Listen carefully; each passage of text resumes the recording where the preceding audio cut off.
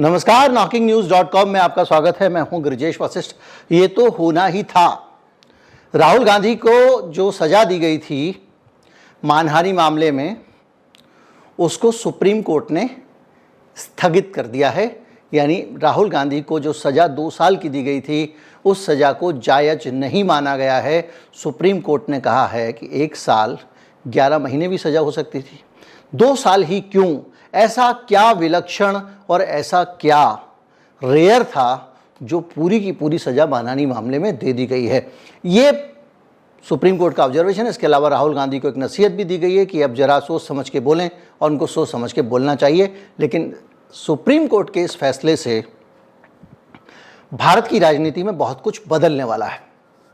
भारत की राजनीति में बहुत कुछ उठापटक होने वाली है, और ये एक ऐसा सरप्राइज़ मिला है, मुझे लगता नहीं है मोदी सरकार भी इसको सरप्राइज़ मान रही होगी, जिसके बाद में मोदी सरकार के लिए एक अलग तरह की दिक्कतें खड़ी होने वाली हैं।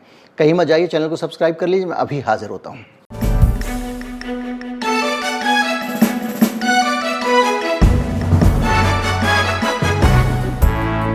जैसे ही राहुल गांधी की सजा पर फैसला आया है, उसके साथ ही कांग्रेस पार्टी के लोग जाके स्पीकर से मिलके भी आ गए। अब वो कह रहे हैं कि जैसे आपने रातों रात उनकी सदस्यता खत्म की थी, वैसे ही बहाल करो। मल्लिकार्जुन खड़गे करें, देखते हैं आज करते हैं या रात में करते हैं। आज फ्राइडे है, कल सैटरडे, परसों संडे, यानी कल शनिवार, परसों रविवार। इन दोनों दिनों में वैसे भी सदन नहीं होती है। यानी सोमवार को राहुल गांधी सदन में वापस आ जाएंगे। अब यह है मसला कि राहुल गांधी अगर वापस आते हैं तो उससे क्या फ़र्क पड़ने वाला है। अगर आप इस देश के राजनीतिक वातावरण को देखें तो प्रधानमंत्री मोदी के खिलाफ विपक्ष का अविश्वास प्रस्ताव आ रहा है। अविश्वास प्रस्ताव की प्रक्रिया ये है कि विपक्ष का अधिकार है, वो अविश्वास प्रस्ताव सरकार के खिलाफ ला सकता है, स्पीकर उसे रोक नहीं सकते, पहली चीज़। दूसरी चीज़ ये है कि अविश्वास प्रस्ताव की जो चर्चा होती है, उसके लिए अधिकतम एक बार प्रस्ताव स्पीकर ने स्वीकार कर लिया, 10 दिन के अंदर चर्चा करानी होती है। इस प्रकार 8 तारीख अंतिम तारीख है जिसमें अविश्वास प्रस्ताव पे चर्चा होगी। कुछ लोगों का सुझाव ये भी है कि मोदी जी इस चर्चा पे जवाब ही नहीं देंगे। लेकिन अगर वो ऐसा करते हैं, हालांकि संविधान के हिसाब से इसमें बड़े सारे विभिन्न मतभेद हैं अलग अलग लोगों में, लेकिन अगर वो ऐसा करते हैं तो वो खुद ही अपने पाँव पे कुल्हाड़ी मारेंगे, क्योंकि एक भी व्यक्ति बोलने में उतना तेज़ नहीं है जैसे मोदी जी हैं, और मोदी जी ही अकेले ऐसे व्यक्ति हैं जो अविश्वास प्रस्ताव पे विपक्ष के प्रस्ताव को हैंडल कर सकते हैं। ऐसे में उनको बोलना ही पड़ेगा। अविश्वास प्रस्ताव किस पे आ रहा है? मणिपुर के मामले पे आ रहा है। मणिपुर में स्थिति बहुत ख़राब चल रही है और लगातार स्थिति बिगड़ती जा रही है। इस बीच में ये नूह वाले दंगे आ गए, गुड़गांव वाले। अब गुड़गांव वाले दंगों पे बात होती है, नूह वाले दंगों पे बात होती है, तो कम से कम मणिपुर के फ्रंट पे थोड़ा सा मोदी जी को राहत मिल सकती है। लेकिन मणिपुर में हिंसक घटनाएं रुकने का नाम ही नहीं ले रही हैं, और ये स्थिति सबसे ज़्यादा खतरनाक है। जो मणिपुर पे सवाल हैं जिनका जवाब देना है, पहले तो वही बहुत बड़े हैं। उनमें से एक सवाल ये है कि भैया इतने समय तक आप जो इतने जघन्य मामलों में भी आप FIR क्यों नहीं कर रहे थे? और जिस तरह से मोदी जी ने जो वाट अबाउटरी शब्द इस्तेमाल किया सुप्रीम कोर्ट ने, कि अगर मैं आज बात करूं मणिपुर की, तो आप बोले छज्जू के मोहल्ले में भी तो हुआ था, तब तो आपने कुछ नहीं बोला, इस तरह की बातें। तो वो वाट अबाउटरी दे के जो बचने की कोशिश की थी, उसको सीधे सुप्रीम कोर्ट ने गलत ठहरा दिया है। क्योंकि किस्मत देखिए बीजेपी की, या इन्होंने ज़्यादा अकल लड़ा दी, बांसुरी स्वराज को वहाँ पे भेज दिया सुप्रीम कोर्ट में, क्योंकि कोई सीनियर एडवोकेट वो लॉजिक दे नहीं सकता था, क्योंकि आदमी की अपनी भी तो एक वजन होता है। मोदी जी ने दे दिया, अलग बात है, लेकिन चलो भाई बांसुरी से कहलवा दो। अब बांसुरी स्वराज सुषमा स्वराज की पुत्री है, उन्होंने जाके बोल दिया साहब राजस्थान पे भी चर्चा करा लो, साहब इस पर सुप्रीम कोर्ट ने फटकार दिया। ऐसा थोड़ी होता है, ये वाट अबाउटरी थोड़ी चलेगी यहाँ पे। और सोचने की बात है, ये प्रधानमंत्री का तर्क था जो वहाँ दे के आई थी, तो जो कुछ टिप्पणियाँ आई हैं प्रधानमंत्री पे आई है। अब उसके बाद भी हालत ये है कि कल पूरे दिन बवाल होता रहा। कुछ तस्वीरें मेरे पास साझा कर रहा हूँ मणिपुर में। कल भी असम राइफल्स के लोगों ने मैतेई महिलाओं पे गोलियां चलाई हैं, हवा में फायरिंग की है। क्यों की है? क्योंकि जो कुकी मारे गए हैं, मैं तो ही कह रहे हैं कि इनका अंतिम संस्कार भी कहीं अन्यत्र ले जाके करो, यहाँ अंतिम संस्कार मत करो। तो गृह मंत्रालय ने जो संगठन है आदिवासियों का, उनको बाकायदा चिट्ठी लिखी है और उसमें उनसे निवेदन किया है कि आप प्लीज़ अपने अंतिम संस्कार को कुछ दिन के लिए रोक दो, और उन्होंने बात मान ली है। इस तरह से कुकी के जो शव हैं उनका अंतिम संस्कार भी नहीं हो पा रहा, शायद 30 या बड़ी संख्या है। और सड़क पे एकदम विद्रोह पर उतारी हैं कुकी महिलाएं। आज भी फिर से वहाँ कुछ तनाव हुआ है। इम्फाल पश्चिम में एक पुलिस कर्मी की हत्या कर दी गई है और दोबारा से वहाँ पे हथियार लूट लिए गए हैं। इसको लेकर भी 327 राउंड गोलियाँ चली हैं। इसको लेकर भी 20 आंसू गैस के गोले छोड़े गए हैं। ये सब चल रहा है, आज की बात है। अब इसको लेकर भी वहाँ पे बहुत सारा तनाव है, बहुत सारी चीज़ें हैं। कुछ लोगों का मानना ये है कि इतने सारे थाने पुलिस से छिन जाएं तो इसका मतलब ये है कि अब पुलिस का तो कुछ रहा ही नहीं वहाँ पे, कानून व्यवस्था की स्थिति एकदम डंप है, तो इसका सदन में जवाब देना पड़ेगा मोदी जी को। कुछ लोग ये कह रहे हैं कि हो सकता है पुलिस भी दंगों में शामिल हो गई हो, क्योंकि कुछ एक उदाहरण आए हैं, वो जो महिलाएं थीं उनको पकड़ के पुलिस जाके और दंगाई भीड़ को सौंप के आ गई थी, और उसके बाद में उनके साथ में जो कुछ हुआ था वो हम सब जानते हैं, वीडियो देखे हुए, उनको किस तरह से परेड किया गया था, जो भी है।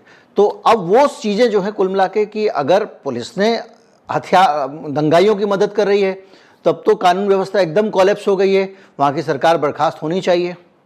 अगर वहाँ 3-3 महीने तक इतने जघन्य अपराधों में कार्रवाई नहीं हो रही है, अरेस्ट नहीं हो रही है, भड़काऊ बयान देने वाले नेताओं को अरेस्ट नहीं किया जा रहा, गिरफ्तार नहीं किया जा रहा है, मैं आपको अपने वीडियो में बता चुका हूँ, तो ये सारी जवाबदेहियाँ मोदी जी की बनेंगी। मसला ये भी बनेगा कि इतने दिनों तक इस मामले को टाला क्यों गया, और वहाँ पर भी समान तरीके से अपने दाग धोने की कोशिश कर रही है मोदी सरकार। इसमें विदेशी हाथ, चीन का हाथ, म्यांमार का हाथ वगैरह जोड़ रही है। वही यहाँ पे शुरू हो गया है। अब नूह में सब लोग जानते थे कि नूह में क्या होगा, इसके बाद में कैसे इन्वेस्टिगेशन होगा। एकदम एक स्टीरियोटाइप SOPs हैं, जो यूपी में हो तब भी वैसे ही होता है, कहीं पे भी हो तो वैसे ही होता है। पहले एक इन्वेस्टिगेशन होता है, फिर बहुत सारे लोगों को उठाया जाता है, फिर कुछ लोगों के घर पे बुलडोजर चलाए जाते हैं, फिर कुछ विदेशी हाथ बताया जाता है, कुछ पाकिस्तान के नारे लगवाए जाते हैं। ये सब करके एक नैरेटिव तैयार किया जाता है, फिर उस नैरेटिव को पूरे देश में बेचा जाता है। आपको कहा जाएगा ऐसे। तो ये सब चीज़ें जो है ना, अब ये सदन के फ्लोर पे चर्चा होने वाली है, और सदन के फ्लोर पे जब सरकार जवाब देती है तो सरकार को सच बोलना होता है, वहाँ वो झूठ नहीं बोल सकते।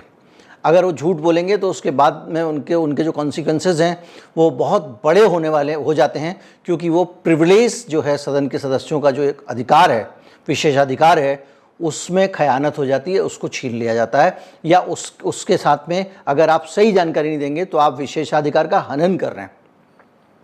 तो इसको लेकर जो है बहुत घिर जाते हैं। तो अब क्या होगा, अविश्वास प्रस्ताव की बहस में एक महाभट योद्धा कहें या भाषण दें, अब राहुल गांधी वो पहले वाले नहीं रहे, अब राहुल गांधी के भाषण धज्जियाँ उड़ाने वाले होते हैं।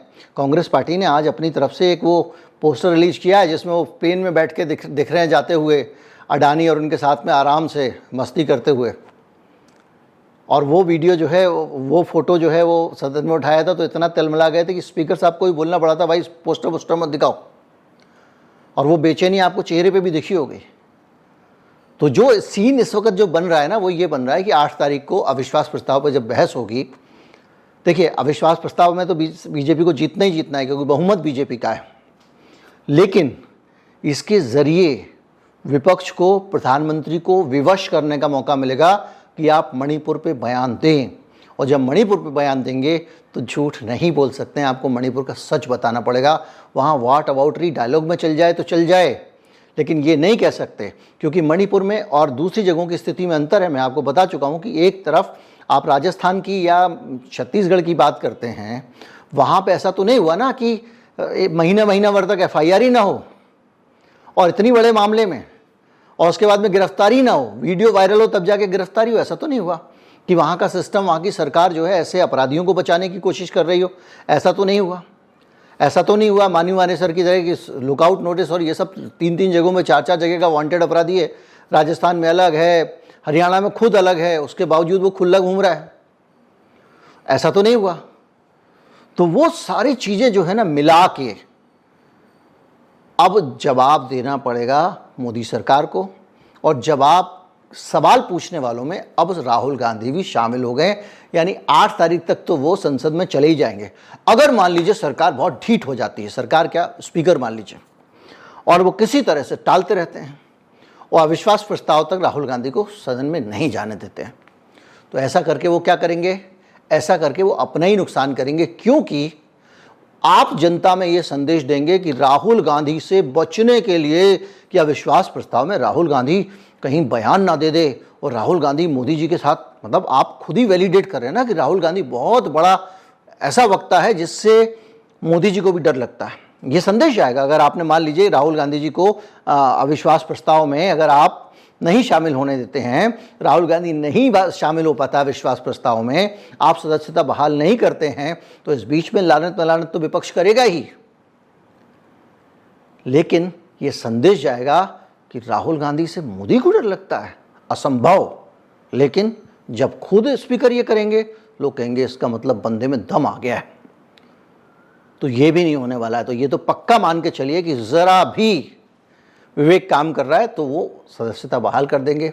और अविश्वास प्रस्ताव की चर्चा में, जिस चर्चा से मोदी जी लगातार भाग रहे थे, सदन में एक भी बयान नहीं दिया था, विपक्ष लगातार घसीट रहा था, उस चर्चा में सवाल पूछने वालों में अब राहुल गांधी भी शामिल हो गए हैं।